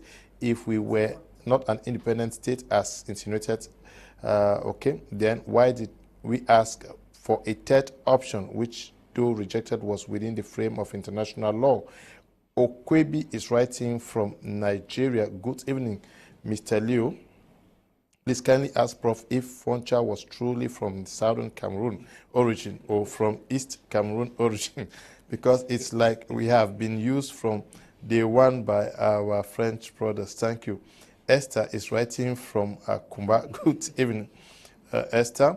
Good evening, Mr. Liu. I'm Sube watching from Douala. The program would have been more interesting if we had more than 2 great historians on board.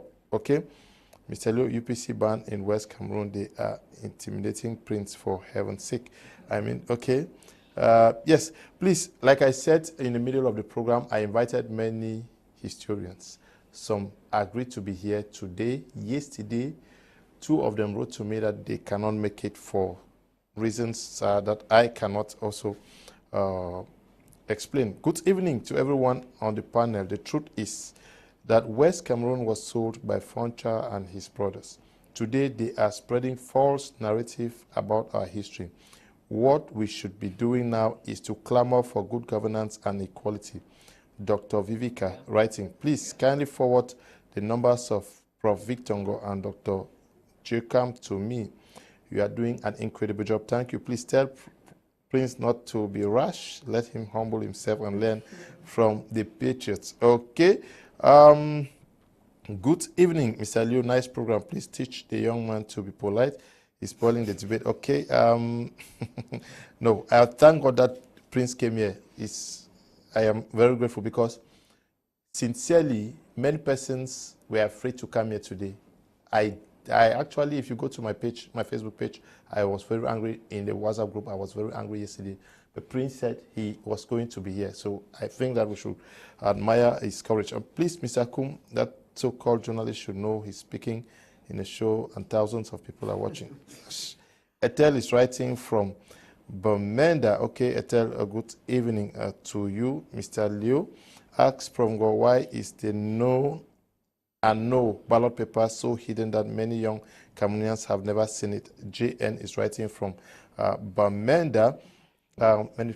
Many things about that needs to be clarified. Also, good evening, Mr. Liu. I have a question for the panelists. Where did the anthem come from and the flag? Mr. Waters is writing from Bamenda. Mr. Liu, just to say, Professor Julius knows the history so well. Okay. Good evening to you. You're writing from Bamenda. Good evening to you people in the studio. A great debate this evening. Yes, Prof, you are presenting your facts. Okay. Thank you very much. Please, sir, I'm Raphael writing from Bikoko Douala. Please let the legend interrupting that steaming father should allow that father to explain the history. Okay. It's mixing dates. Thank you very much. History is good evening, Mr. Liu. I would like to know what were the colors of Southern Cameroon's flag? Who was Southern Cameroon's ambassador to the UN? In the nutshell, our greedy politicians put us in this mess we are in today. Alan is writing from Boya. History is facts. Please. Prince, don't be emotional. Most Anglophones have that same narrative, which is wrong. Let's try to be objective and accept facts. Okay, now, the messages are so many. I will beg to steal some time to clarify just one point, and that has been Prince's bone of contention. The politicians themselves, did they fail to deliver?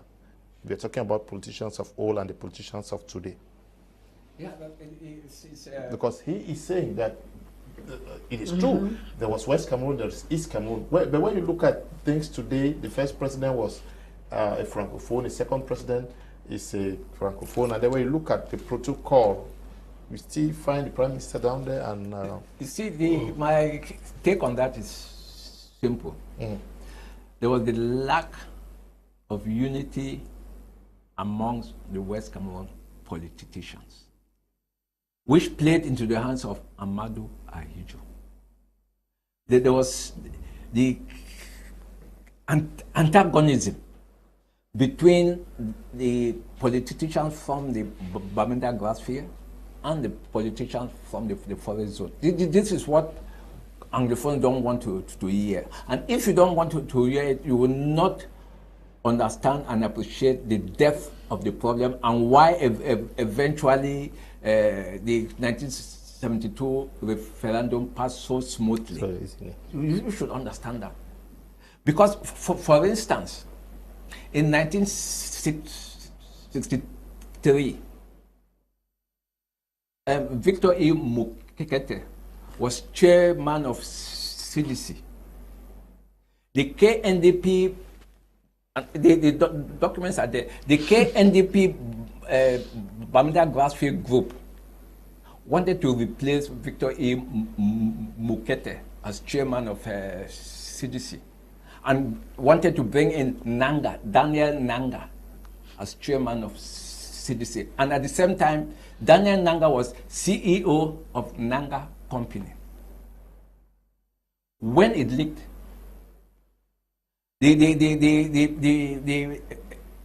device was what? To convince Amadou Ahidjo to appoint Victor A. Mukage ambassador. So the post of chairman of CDC will be vacant.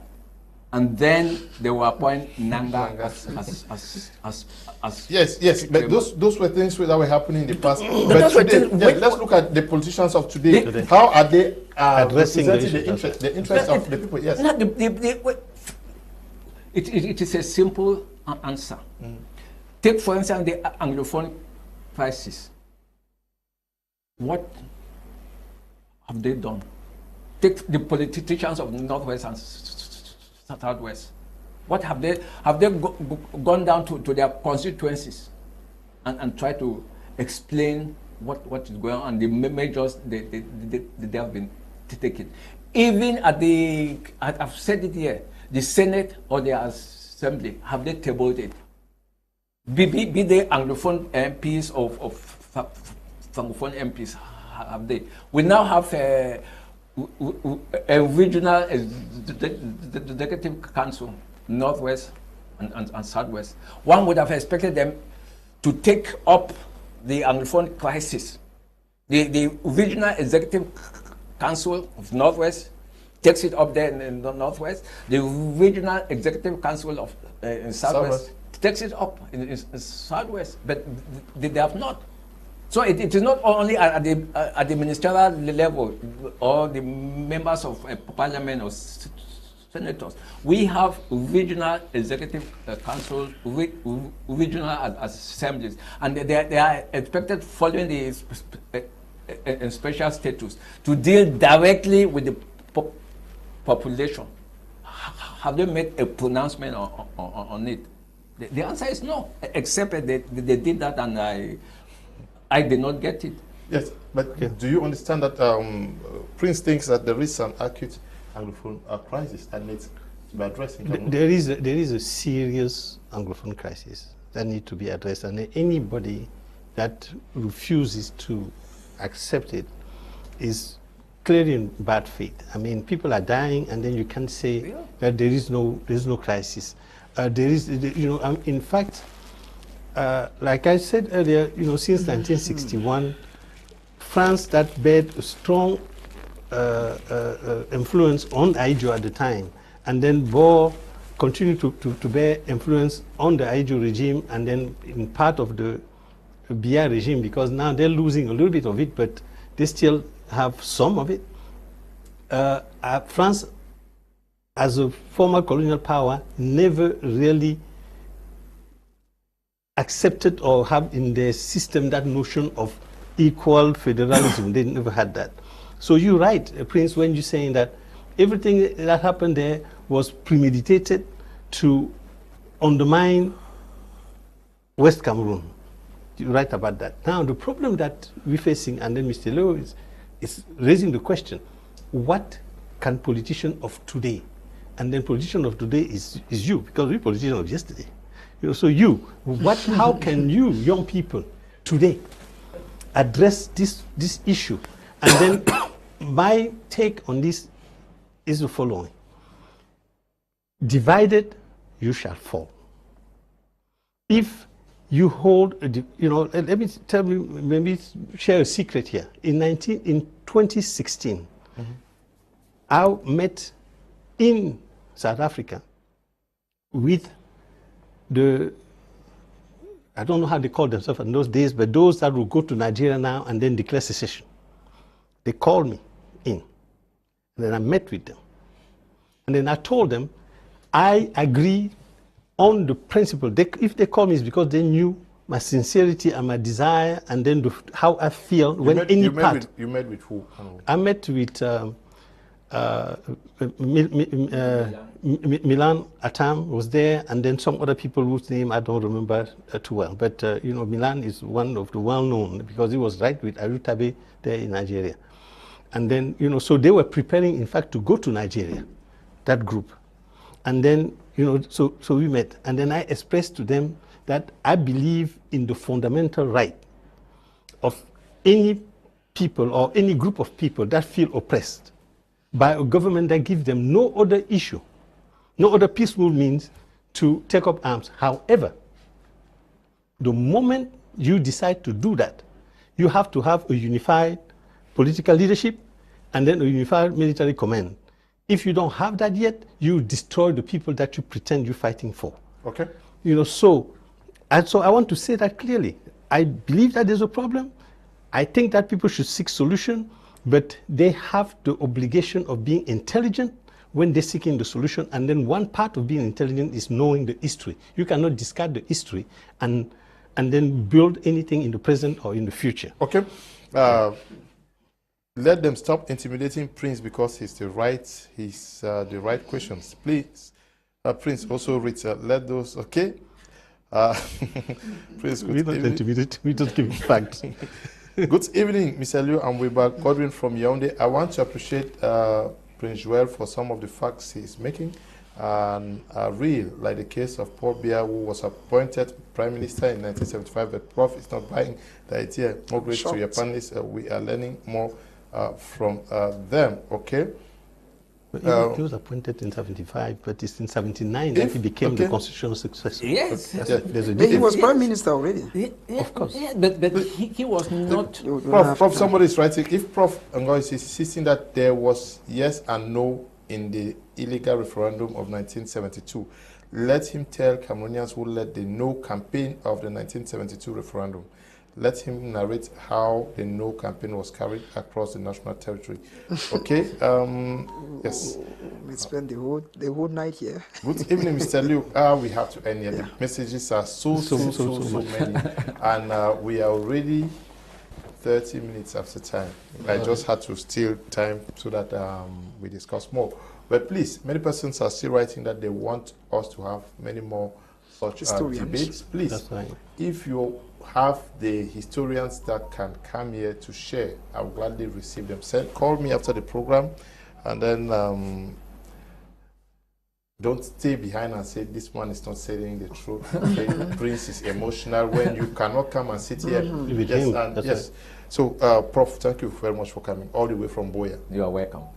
And Mr. Djeukam, thank you for coming. It's a pleasure to be here, and then I'm really happy to have met Prince. The privilege is mine.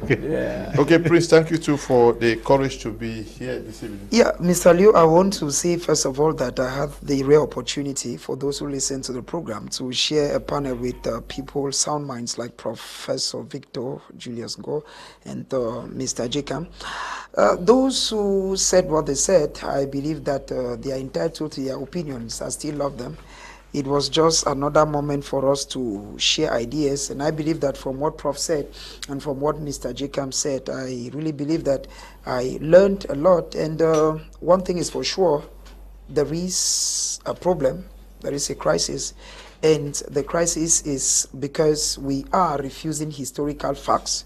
It is time we embrace the historical facts and say, okay, there is a people who have a problem, and let us see how we can solve it. Okay. Thank you all who took time off to watch this edition of the program. Lots and lots and lots of messages. We pray that we have time to continue with these discussions. Thank you for watching. Stay blessed. Bye-bye.